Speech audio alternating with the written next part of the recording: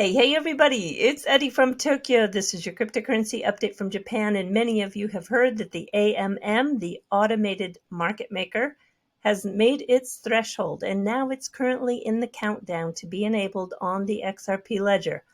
We do have Weitza Wind and his team at the XRPL labs waiting, watching still, as many of you know that there was a new updated version of Ripple D, and he's just making sure over the next week that this is in good shape. We're locked in at the current consensus with the votes that have made their yays known. 13 days and 3 hours are needed to hold this over 80% consensus.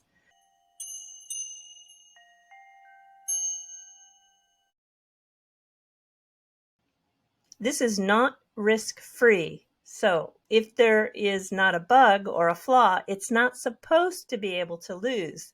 When you provide liquidity by depositing into the pools, you get liquidity tokens, and they're specific to those pools. And yes, you can earn yield. But if the price of the asset goes up and you don't make as much money as you would if you had held on to the underlying asset, you need to know that's just the way it goes because you sell all the way up. And there's no particular yield guaranteed. And you can lose money if the price goes down. And while you make it back if it goes up again, there's no guarantee that will happen. You do have exposure to at least two assets, and if one is a stable asset like USD, there's counterparty risk. And lastly, it's always possible that some bug in the AMM implementation or XRP ledger issue causes something unexpected. So keep that in mind. Yes, I'm going to be participating, but I do have a high risk tolerance. There are Ripple speakers coming to the XRP Gold Coast March 22nd, 23rd, and 24th. Look for more Ripple speakers to be announced. And there's also an XRP Ledger, Zahao, and Evernode Codathon. If you're a developer, you can participate remotely, and it's quite impressive. Evernode is over 3,800 nodes in operation.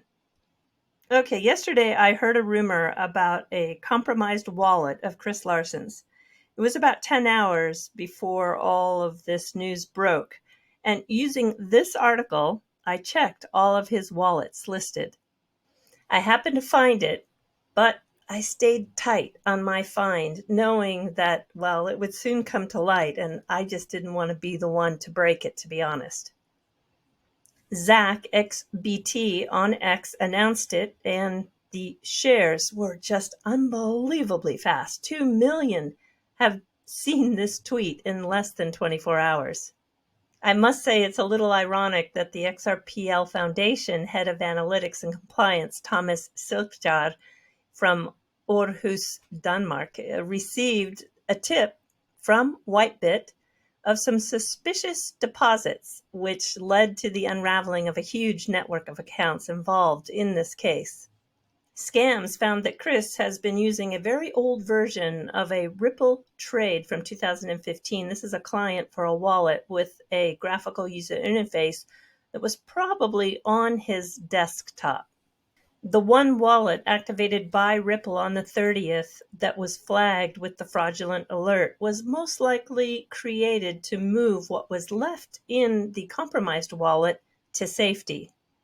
Chris sent out a post that this was an isolated incident and that Ripple wallets are secure and that they were never compromised. And they're confirming nearly all the affected funds were converted out of XRP.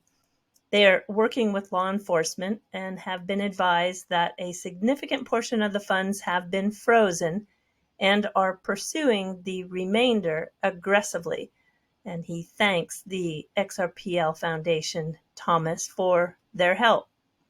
Now, for all you Tether fudsters out there, the audit looks pretty good. Yeah, record profits, $6.2 billion. And with just 50 employees, compare that to what JP Morgan has to do for their bottom line with 250,000 employees. I can tell you these numbers are very impressive. It's the Ethereum founder Vitalik Buterin's birthday, and yes, this guy has had a profound impact on the entire space. As XRP goes into the EVM verse, I'm talking about the Ethereum virtual machine universe with the Persist bridge, the anti-Ethereum influencers in this space are going to start sounding pretty silly. You might want to start following politics in Massachusetts because, well, this guy here, Keller at Large, he seems to be tapped in to a mystery challenger set to unseat crypto hater Senator Elizabeth Warren. I want you to have a listen, and my guess is it's someone we know very well.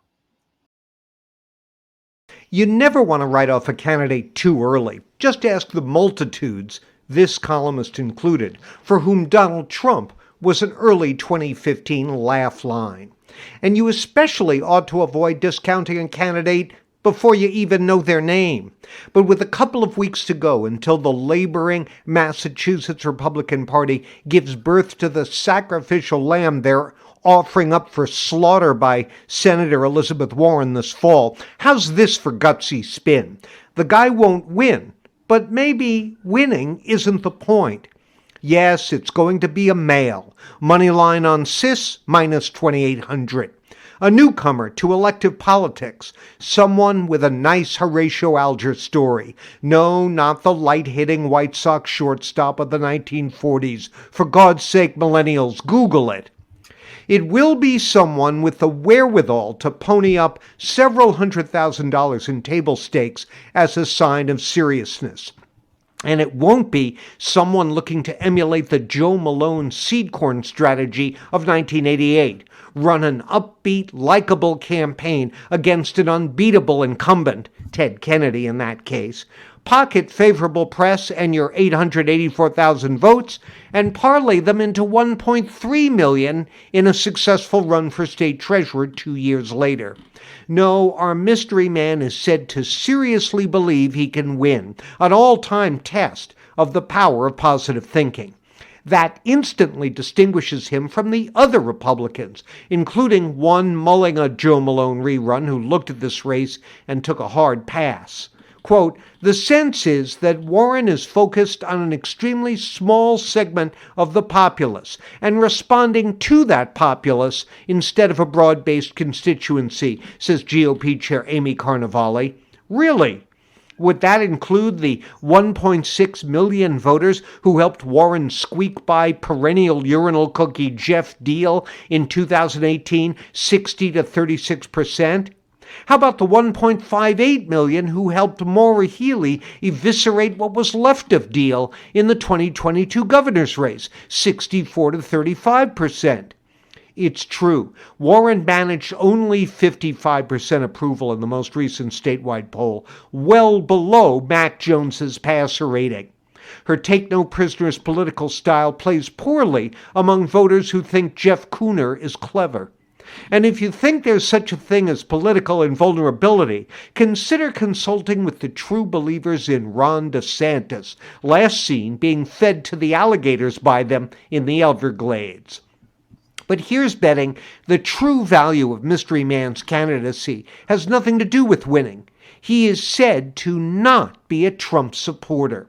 That might shave a point or two off the final margin, as the polls are flooded with Democrats and independents ecstatic over the opportunity to flush Trump away. More importantly, it will give Carnevale and her allies crucial data in their crusade to rip control of the state party away from the Trump zombies once and for all. Can a Trump-averse Republican clear the field in a primary or decisively squash a Trumper that might challenge him? Would that primary vote total define the upper limit of what he could get in the general? Or will the results show room for growth for a Trump-free Massachusetts party of the future? Mystery Man is the canary in the coal mine. If he dies a horrible death, it suggests the coast isn't clear for local Republicans who find rape a disqualifying candidate credential. But if he flutters back up with just a few lost feathers, it's a sign of hope for the rebirth of the state GOP. So don't write off this sacrificial lamb too early, but do get the mint sauce ready.